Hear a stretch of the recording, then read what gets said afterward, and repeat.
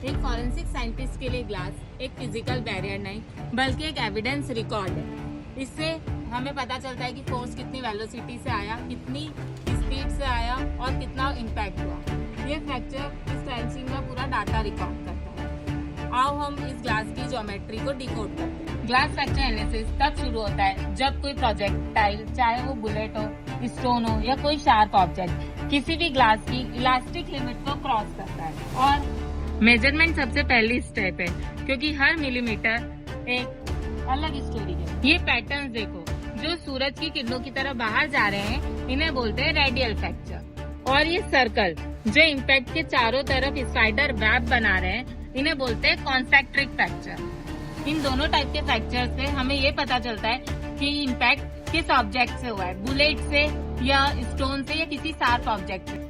इन fracture के intersect हमें ये बताता है कि सीक्वेंस ऑफ इवेंट क्या है।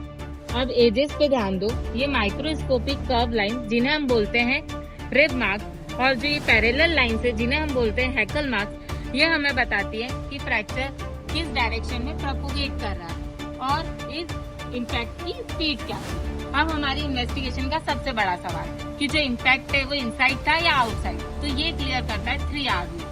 तो याद रखो 3R रूल क्या होता है, रेडियल फ्रैक्चर रिब मार्क पर 90 डिग्री मीन्स राइट एंगल। ये हमें दिखता है इम्पैक्ट के अपोजिट साइड। अब मैंने यहाँ बाहर जब इन्वेस्टिगेट किया तो मुझे यहाँ पर 90 डिग्री एंगल नहीं दिख रहा है, जैसे कि आप इस इम्पैक्ट में यहाँ पर देख सकते हैं और यहाँ पर भी कि रेडियल फ्रैक्चर से जब रिब मार्क इंटरसेक्ट कर रहा है तो ये 90 डिग्री एंगल बन रहा है। इसी को बोलते हैं 3R रूल। इससे हम ये कंक्लूड कर सकते हैं कि जो ये इम्पैक्ट है वो बाहर के साइड से हुआ।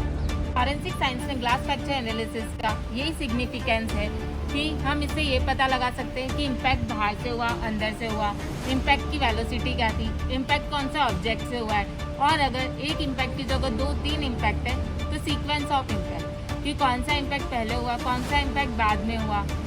Forensic science is all about observation. अगर आप ठीक से ऑब्जर्व करें तो एक ग्लास फ्रैक्चर भी बहुत बड़ा आई विटनेस बन सकता है उस क्राइम सीन।